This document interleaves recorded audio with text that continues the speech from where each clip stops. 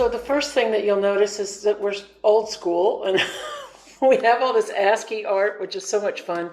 Um, and I'm really happy that Ness has asked us and me and Lynn Snyder and myself to do this again this year. And I'm going to try to cram, or we are going to try to cram 30 years into 45 minutes. And then we'll have Q&A at the end, but you're also welcome to ask questions about whatever topic we're touching on through the Q&A and chat away. So let's see. So this is just the really quick background. Excuse me. These are sort of where this is the timeline of my career and Lynn's career, and different places, the sort of major places that we've each worked at. And also at the end, you'll have information to contact us, and we'll be happy to send anybody a PDF of the slides and talk to anybody about anything. We're community nerds, so feel free to do that. And you can just see that, like, over the years, well, I started out working for the Department of Defense, so I was working in the internet before it was called the internet in the 80s. And then AOL, I remember when we got 6 million people, we all got leather jackets. It was a big deal, and they had Fleetwood Mac at a party. So now 6 million isn't very many, but you can see that over the years, we went from 23 to the 785 was actually was names and probably not users at Habbo Hotel, but it was in 150 countries. Moshi, super awesome, and then on my face is in the back. Oh, and then Epic Games. Let me move that. Is in the background there, and then Lynn, you can just give a brief overview of your background, if you will. Yeah, so while Rebecca was working for the Department of Defense and AOL and so forth, I was graduating from college with an anthropology degree, which was good for teaching. So I did that and got very into all kinds of different things. And ultimately, in 2012, I bumped into Rebecca right at the right time for me, as I was sort of pivoting careers to see what else would work. And that, she just taught me everything. So it just was a nice sort of build in to all of the stuff that has happened over all this time. I feel really lucky. I was able to give Lynn a position of, well, she started out doing like regular moderation and actually something that we used to give everybody, and everybody hated, called names. We just called it names. And it was just looking at millions of names and making sure they were okay. This is in the early days, right? So she really was great about doing that. And then over the years, or a couple of years, I ended up in a position of having her be our tech liaison with the developers and the third-party vendors for tools and that sort of thing. And I just felt really lucky to have that position full-time in the various places I worked with Lynn. So that's just gives you a little more background on her. She spent the last 12 years or so really engulfed in how all of that works and numbers and things like that. It was great having a numbers person and a deep dive person. So she'll talk about that later. So then Lynn put this together. I said, hey, don't we have some like numbers of actual numbers? But she couldn't find them. So she just made some up. So, I just thought it was fun. And I liked how she put fake probably. But 30 years, I did sort of a quick and dirty numbers thing and came up with, I don't know, some ridiculous amount of potential chat and pictures and photos and the stuff that we've looked at. 30 years times 24 hours a day times, X amount of people, etc. So anyway, I wish that we had the real numbers, but I think that would be a little bit ridiculous. I had some number on my calculator that I didn't even understand. It had an E11 at the end. It was like 2 point blah, blah, blah, blah, blah, E11. And I was like, whatever. Okay, so probably not 70 bazillion, but close. Okay, so we're going to talk about these models mostly, where what we know, the places that we worked where what we know best. On the left are models that we feel like worked pretty well. I think Fortnite should be right in the center of both of these from my perspective. Not the game. The game's great, but the governance is a little bit iffy. But and on the right are places that I felt like I don't want to say it was bad governance or poor governance. I'm just going to bring up examples of things that went wrong because, and some of it was the time, right? Especially VMK, Virtual Magic Kingdom, that was Disney, and that was way back in 2004 to 2008, something like that. While I was at Habbo, our brilliant Habbo developers created Virtual Magic Kingdom for Disney. I set up all their moderation and that sort of thing. But their lawyers at Disney sort of run that company, or they used to, and they had all these ideas about.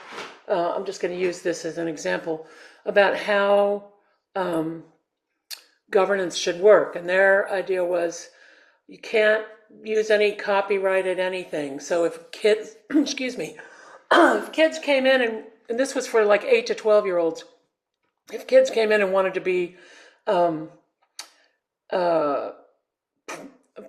her name? Daisy, Mickey Mouse. What's her name? Minnie Mouse. Minnie Mouse number 122. They couldn't do it. So we had groups of people physically looking at every single username. First of all, they assigned a username. It would be like user 12345, user ZBBBB, and then you put in a name, and then somebody'd have to release it or deny it. And there were a lot of denials because they had such restrictions on what kids could do, and that ran over also into interaction. They were so worried about getting fined that I've got a cat in a bag. Sorry, that they had what we used to call white lists and now called allow lists. And so it was all predetermined. You couldn't say, hi, how are you? Or, I mean, you had to choose it from a drop-down menu. So it was like canned chat is what we always called it. And then when there was some chat, it was so restricted that what the kids did is they made up a language. Some of you, if you've ever seen me speak before, you've seen me talk about this very thing.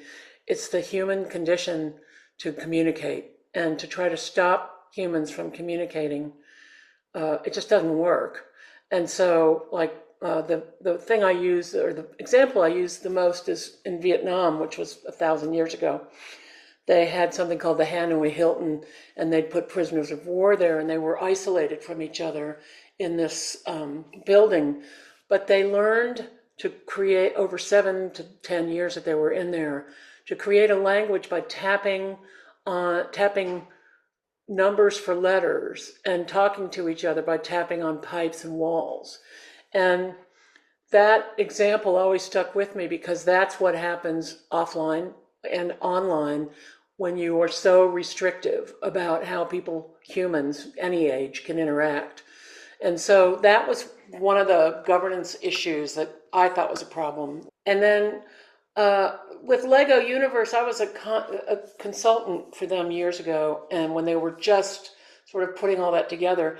And again, they are very brand, like Disney, very brand oriented and protective, and which is understandable because they've been in the game a long, long time. They had a person who I thought was overprotective and so wouldn't allow anything. And if you can't interact, it's like being in a room by yourself playing some kind of game, but you know that there's people all around you and you can't see them, you can't interact. It just wasn't going to work. So, and it didn't. On the left, and I've got to be mindful of the time, don't I? These are examples of places that I thought worked really well. Starting with, I learned a lot at Habbo, I just want to say, working with kids for all those years around the world, 150 countries. And I learned a lot about kid behavior, parent behavior, all of that.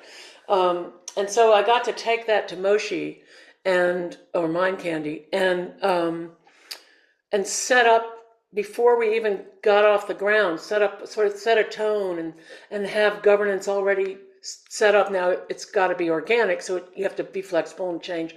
But we were able to say, no, we're not going to do this. They get banned 3 times, and on the 3rd time you're out. We just didn't do that because I knew from experience, especially at Habbo, within the first 5 minutes, if somebody's going to be nefarious, they're just going to do it right off the bat. They're not going to spend 6 months building up their reputation, their online goods, their presence, whatever, and then just start misbehaving. That just doesn't happen. When people have bad intentions, they get in there and they start right away. So our rule at Moshi was pretty simple.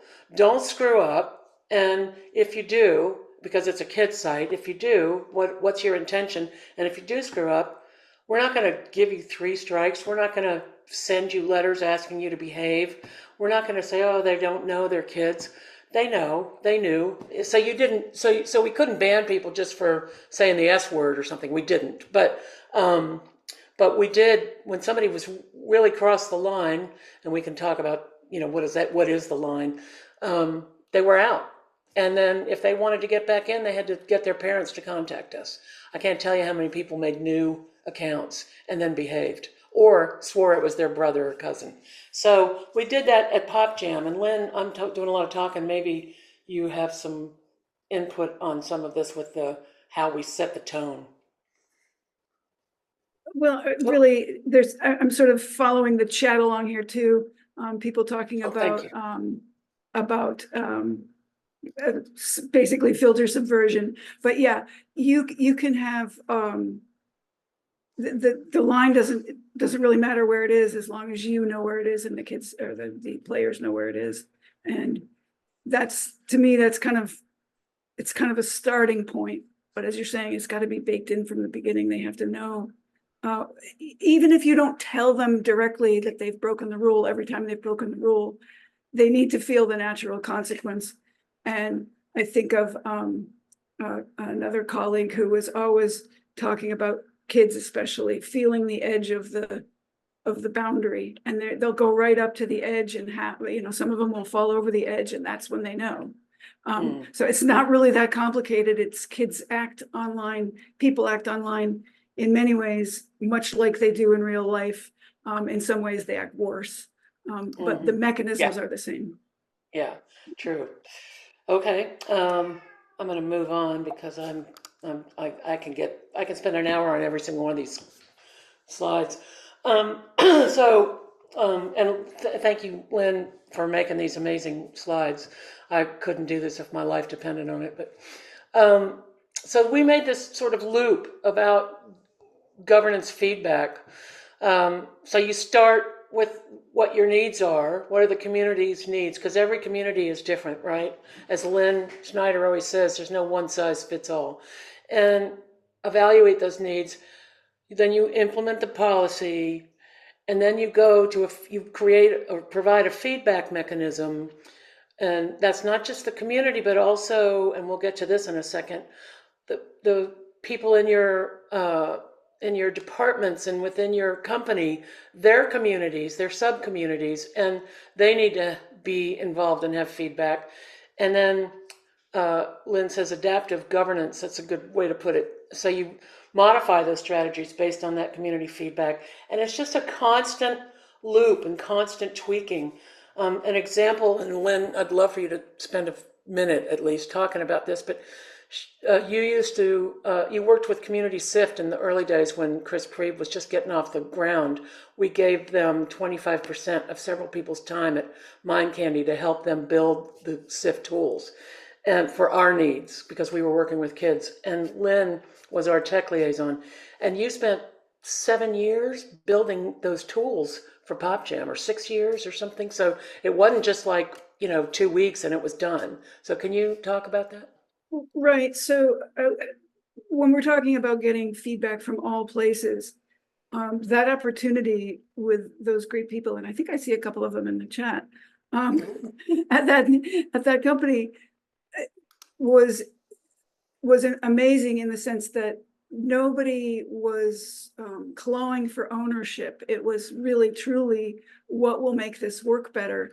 And it allowed us to get a lot of our developers deeply involved in the community side of what the moderation tool needs to look like.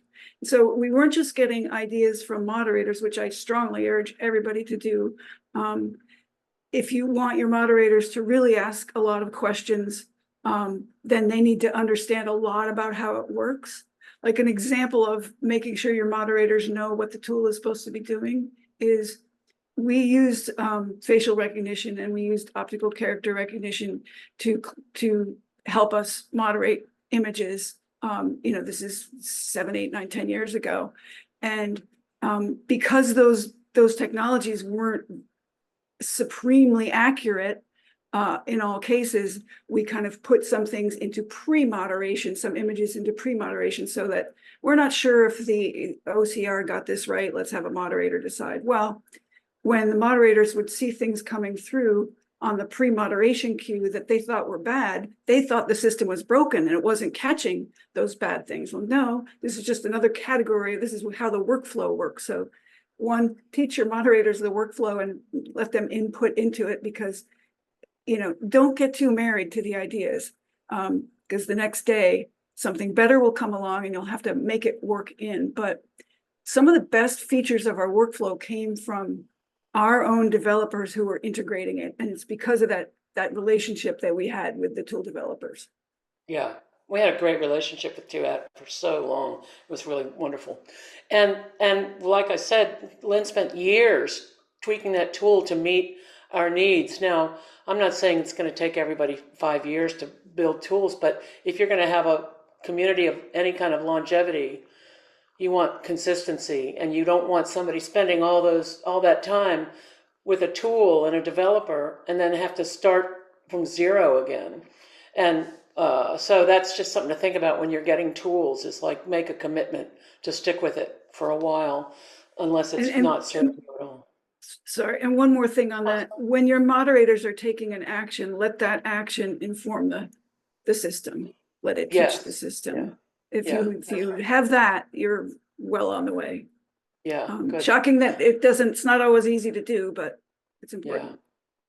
This is a 5-second slide about all these diversities of models, and I'm sure I've left out several categories, but I just started thinking about all the different communities and all the different types of communities which require, everything needs its own custom set of tools. You need to customize your tools, and you need to customize your governance. You can't go to the web and say governance in online communities. You'll get sort of basics, but there's no one model, right? I have a few things I think I wrote at the end that I feel pretty strongly about for any community, but these are just, what might work or not, what might not be acceptable in one community is completely acceptable in another community.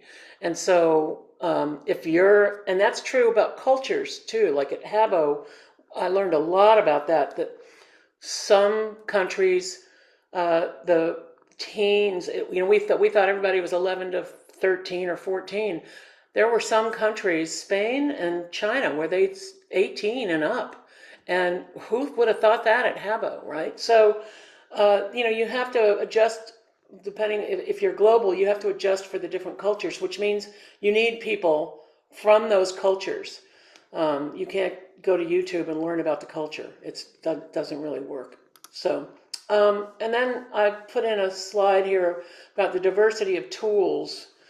These are risk management and community tools. So I know that you all know these, but it's nice to see them right in front of your face too. So and Lynn, interrupt me anytime because I can't see the chat. So allow Liz. Okay. So there's just a timely question in here about, do you think do you think there's a tendency for people to look for automated tools even when a low-tech system could work just as well? And I absolutely agree that's true. You want to go shinier and fancier and more, and you're paying a lot of money, so you want it to do every single thing. And it's sometimes you just have to take a step back and say, wait a minute, what's coming out the other end? Yeah, it's like a difference between a piano and then like a chord keyboard. It has like 75 features, and you actually use one. It's You true of know, products too. but you're all excited about it. Yeah, so Yeah, to but not shiny always new appropriate. product features, Yeah, are not always what the players want, the users want. that's right. That's right. And what worked there might not work here, and this and that. So we have a allow list, deny list. You can read. Whoops, I keep doing this. Age gating, parental controls, add a friend, unfriend, text filters, photo filters with OCR. What's that stand for again? Something recognition, OCR. Optical character recognition. That's it, optical character, which is not just for photos, but it's also for text and type and drawings and stuff like that, right? It's just taking drawn, usually Yeah, text, and turning it yeah, into regular text so that you can then throw it through a filter or whatever you're yeah, going to because do they with it. got around our filters by drawing, you know, pictures of things they shouldn't and words and stuff like that. So video filtering, which is relatively new, but I've seen some stuff that's pretty impressive. Real-time VoIP filtering, voice to text. I know some people have been working on it. I've seen some proprietary tools that were made recently and within the last year, and it was interesting. So it reminded me of the early days of text filtering in the 90s. So I think we'll get there with that, but it's really complicated with voice, but it can, we'll get there. Verified parental consent, compliance software. There's a lot of those softwares out there. Privacy check, age check. I don't even know who else doing it now, but and content moderation and social media moderation, and then predictive text. And I just want to say that, years ago when I worked for Crisp Thinking a long time ago in 2008 for about 6 months, and they're a great company, and they were very early on to really get the whole thing about text moderation in 2007, 2008. They really understood it, and I was so excited about them. And they sort of, it was the holy grail back then for us as people in that world, that they came up with this system of putting all the probabilities of the worst stuff at the top of the pile instead of going through 100 pieces of content and trying to find the 5% that were not okay. And so I went to work for them for a little while and then worked with them off and on for years, honestly. I have a lot of respect for them. But it was Peter Maud was the CTO and maybe still is there. And he asked me one day in 2008, what do you think about predictive text for text moderation? Because Google, I guess, had just come out with, how many people were typing in this, and so they assumed that's what you wanted to do. And for years in our heads as moderators, we did that, right? We would say, oh boy, I've seen this 400 times, so we know what's coming next. Now, we didn't take action based on what we thought, but to be able to put that into technology was pretty advanced at the time. And and I remember speaking about this in London at a conference, and somebody yelled at me from the audience and said something about Minority Report, and that was invading the privacy and all this stuff. And I thought, we don't really care about what you had for breakfast. We don't keep that information, but we do care about predators and their behavior, and that's what we were studying, right? So I think there's a lot to be said for predictive text of millions and millions of people. And I'm sure there's people getting PhDs in this now. So, well, Rebecca, don't you think that some of the best moderators you've ever known have pattern recognition brains? yes, And that's yes. so That's why it's they do really, it. yeah. That's why we do it. Yeah. Yeah, that's right. That's a really good point. And then pro tip, I don't know if I have all this stuff over my screen, so hopefully you guys can see the whole, maybe can you see the whole slide? Yeah. Okay, good. So this is a pro tip, don't skip So get everybody involved in design or upgrading, everybody. So you have your product, then you hire the whole team. You don't make the product and have developers make the product and then hire the community people or the policy people, or you do it all before you even start designing, in my opinion. Moshi or Mind Candy was the first place that I'd worked at where they hired me before they even started designing the product, and I was so thrilled. Um, and then you design, and then you test, measure, test, measure, test, measure, release, share the solution, get community feedback, product improvement, design, then you get in that same loop we were talking about. Lynn, do you have anything to add to this? Just that I think it used to be much harder to bake moderation systems in from the get-go than it is now. That I think governmental and legal pressures have made trust and safety must-haves, and so Yeah. for whatever reason, this is easier to achieve. So don't skip it.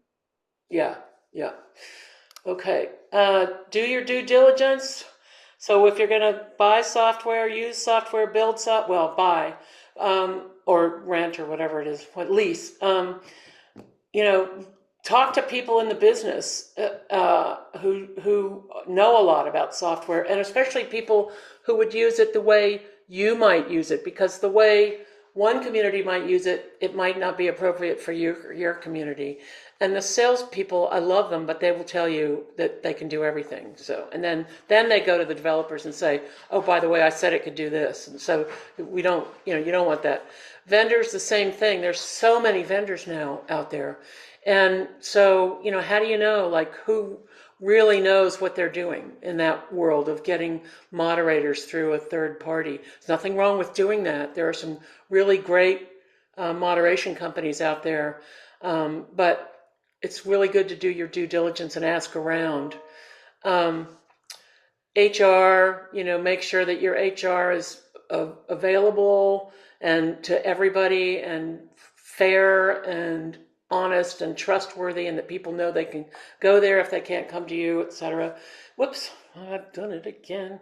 And then training, it's ongoing, right? But it's so important up front. And I don't mean throwing somebody at a tool and saying 24 hours later, okay, now you're a moderator. There's a whole system for training, and it costs a lot. And so that's why hiring up front, this is not news to anybody, but hiring the right people up front is so important. And then stakeholder communications is crucial. And I think that's our next slide might be about communications. Is that right? Oh, this is just about how moderation has evolved, because I'm paying attention to the time here. But so the media controlled the pre-internet, and then early internet. We had forums and message boards, chat rooms. Then we had automated tools with keyword filters and algorithms, and then AI integration, which were big leaps. Real-time tools now, nanoseconds. It's amazing. User reporting, giving users agency.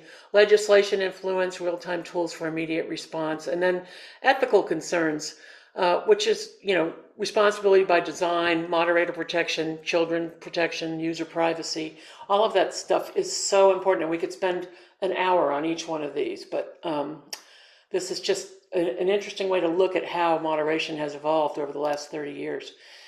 And then set your tone at launch. We talked a little bit about that. Intentional governance. So, I have this thing that I think about when I think about moderation, and I always called it moderation by intention, or intentional moderation. What is the intention of the poster?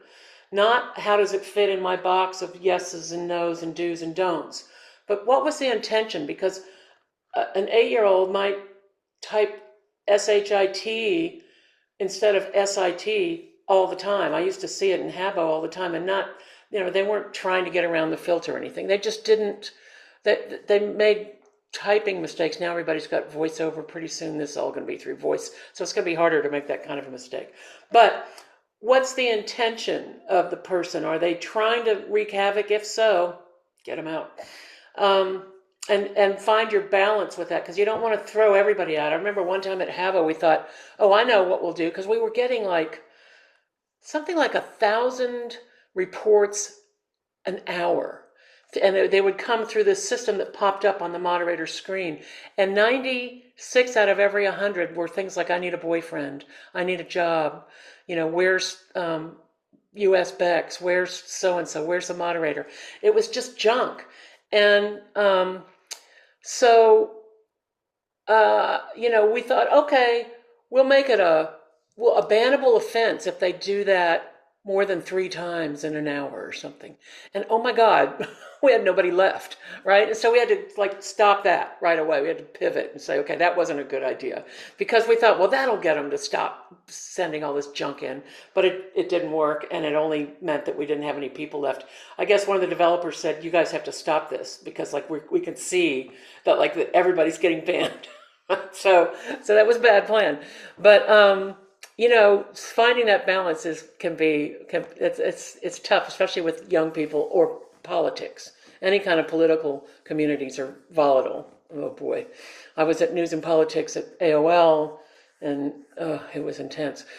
And then tweak, but with intention. What problem are you solving with your tweak? And I think Lynn put that in there, and that's a really good question to ask yourself. Sometimes fixing things can actually make things worse for the user.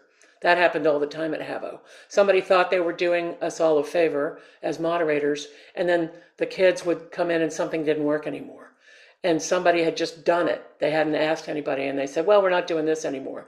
And it's like, oh, you can't just do that to people. You have to sort of have a whole system of rolling out things, and why. And how is this going to affect everybody if you change this, right? So that's the whole thing about communicating and getting the right people in the room. And I think, Lynn, this is a good time for you to talk about the getting the right people in the room thing. Absolutely, getting the right people in the room. And just before we do that, there is one question about, Christine asked, what do you think about using an off-the-shelf solution versus building one yourself? And there's a couple things in there. When you're talking to moderation tool vendors, they have very fancy things out of the box. What you have to make them do is listen to you to see how this matches up to what you need. So you could show me how absolutely your system is 99.99% effective at preventing gore from coming through the system, when really, I know you're going to do that, so's everybody else, or we build that ourselves. But what we need is something more in the middle. We need you to cut down on that gray area, and that's where the communicating out of the bat comes in. But building it yourself is really expensive. So even though we had parts of ours built in ourselves, it was built in with an integration with somebody with deeper pockets and more smart people. And so you put as many smart people in the room as you can, and there you go. That's right. And I don't know if that answers what you were asking about. That's a good. But and then just as far as tweaking with intention, that brings up something I didn't want to skip, so I'm going to stick it in here. And that is, when you have, the more moderators you have, the longer they've been doing it, you will have policy drift. And so when a moderator has figured out a way to do something easier, faster, smarter, or better, and they tell their next door neighbor moderator, but they don't tell you, they just have, and then they start doing it that way for years. And then you have a training session with new people, and that's not how any of it works. But you've just been content with your system. That's great. That's working. So make sure that you're listening to the moderators when they tell you there's a better way to do something. Also, they don't know what they don't know. So it might not be the greatest thing that they're doing. So you've got to keep those loops going all the time. Yeah, it's that 1 degree that turns into 10 degrees over 3 to 4 months. I've seen that for years, where somebody does something because we have a broken tool, and then 3 other people start doing it, and then 5 people start doing it. And it's not that they're holding it back from you. They just see that tools never get fixed, and so they keep doing it, and they just are like, well, this works for me. And then you've got 20 people doing something, and you're in a meeting, and they're like, yeah, well, when I do this, and you're like, what? So it's really important to get in there and do it with people all the time to see what they're up to. And building your own tools is like renovating your kitchen. Costs twice as much and takes twice as long. So that's all I'm saying. It's not saying don't do it. If you've got deep pockets and very experienced people who really know the product, and I mean really know the product, then you're in good shape. Let's see. We've already done that. Sorry. Okay, so you already know this.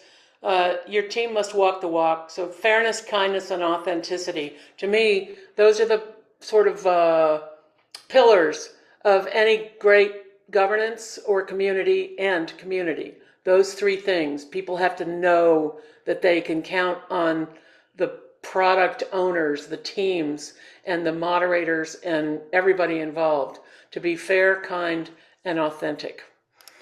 So that means don't say, "Oh, I'm so happy you're here," if you're not really happy somebody's there. Just don't say anything. So, and then here the issues come into failure, poor communications, on or offline. We've talked a little bit about that, and I think we just talked about this, training all department staffs and mods about intention and thinking outside of absolutes.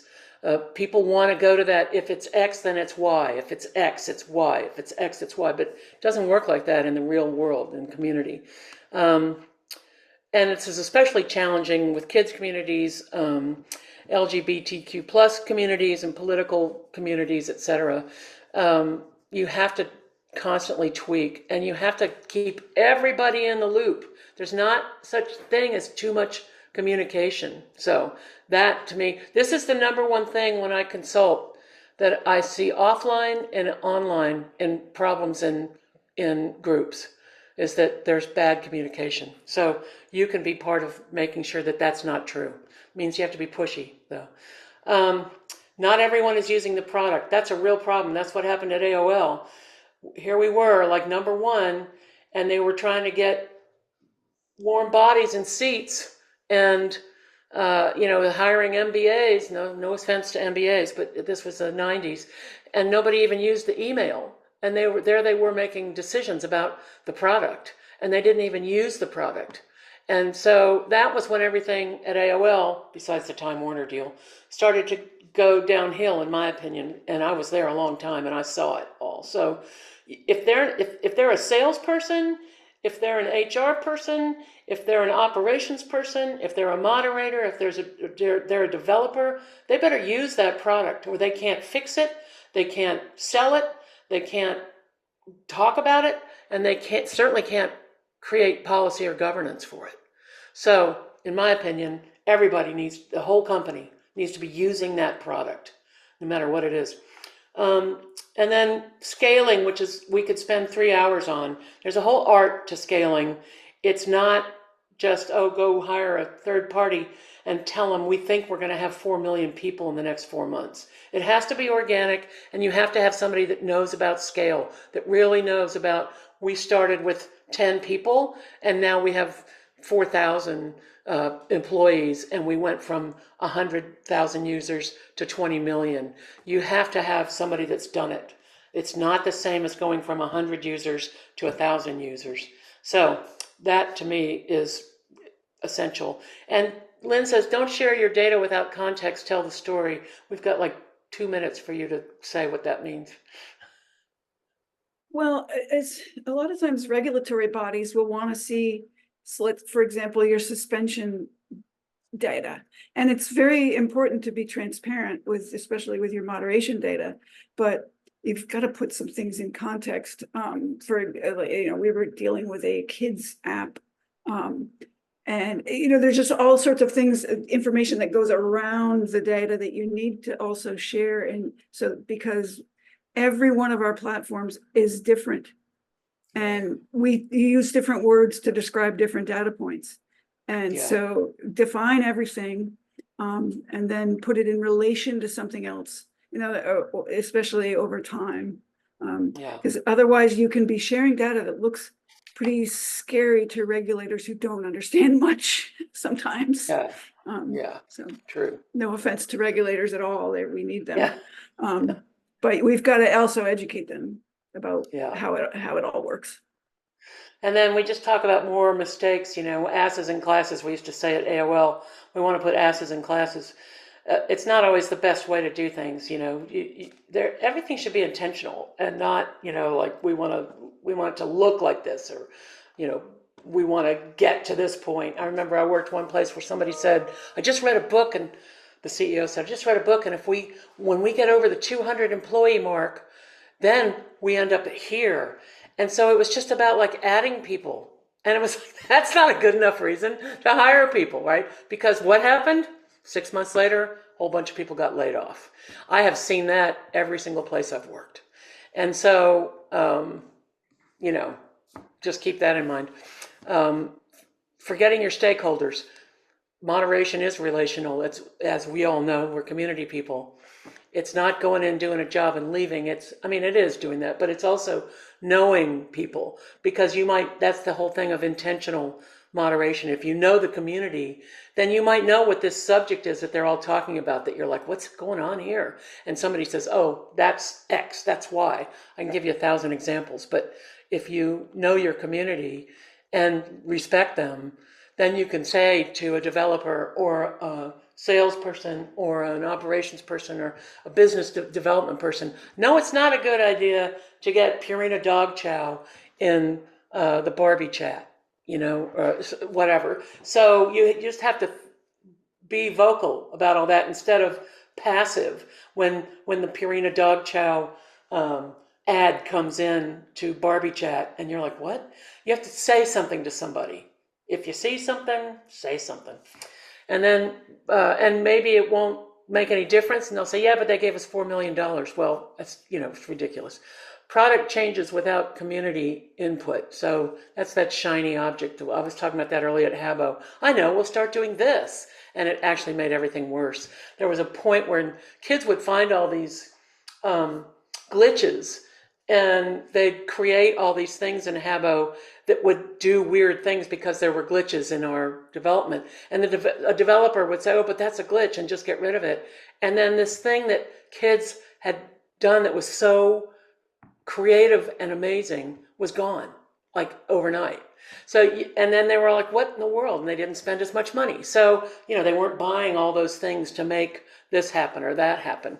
So you have to think about that. At Moshi, they made everything, it was weird. It was like not 2D, but it was sort of like half-assed 3D. Somebody decided to change all the art, so the monsters, instead of being sort of 2D monsters, tried to look shadowed in 3D. It was horrible. So, people just haul off and do stuff, and it doesn't make sense. And then I have that We Are the Champions.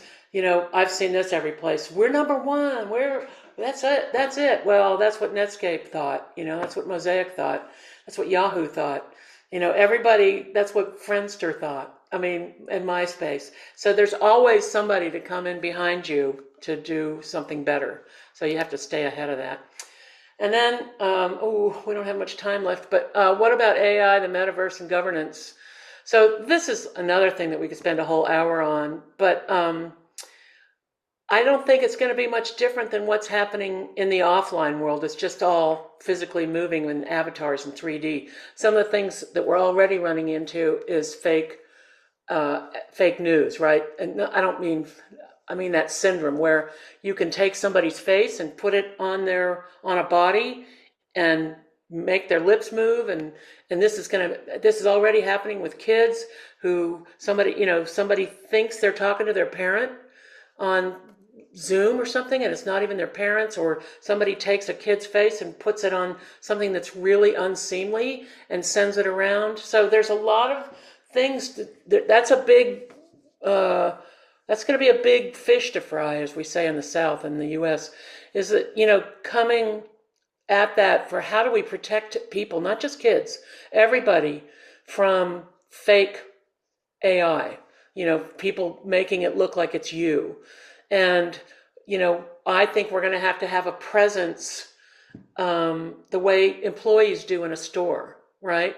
In the metaverse. So people will know, oh, I can go to that person. They're wearing a Disney shirt that says staff or something like that.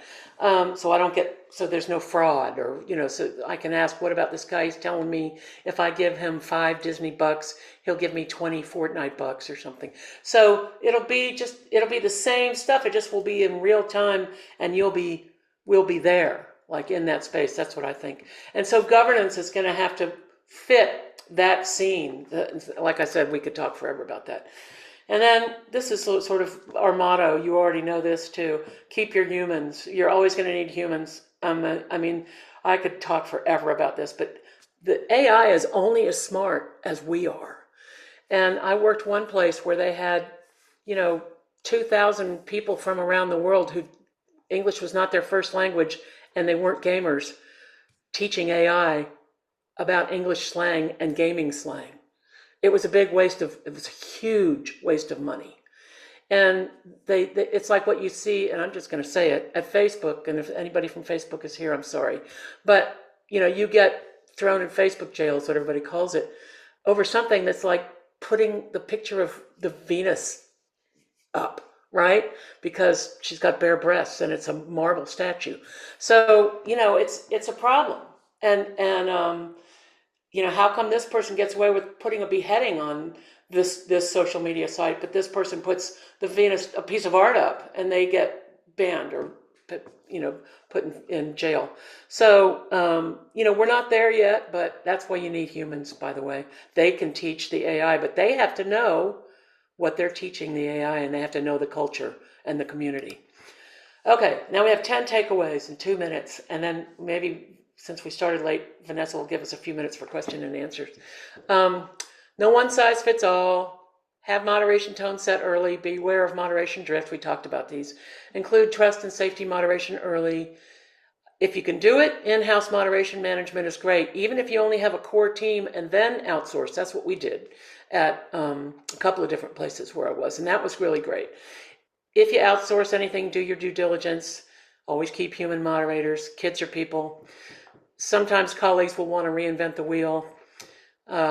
Let them learn by doing, but document everything. Testing. Whoops. And good governance attracts good people. Good people attract more good people. Good governance requires exceptional communications. Good governance creates healthy and thriving communities. Good communities recognize, appreciate, and involve their members. Company departments and teams are communities too. So we're all part of communities. Everyone is your customer and you are everyone's customer. Successful governance is symbiotic and love and respect all your people. I think that's been sort of the pillar for me for every place I've worked with my team, the team, and the community, is that I really loved all those people in the product. And I think that's really important. And thank you for listening. And this is how to reach us. And we are community nerds. We will talk to you on Zoom or email or Messenger, whatever you need. And we also will send you this PDF if you'd like.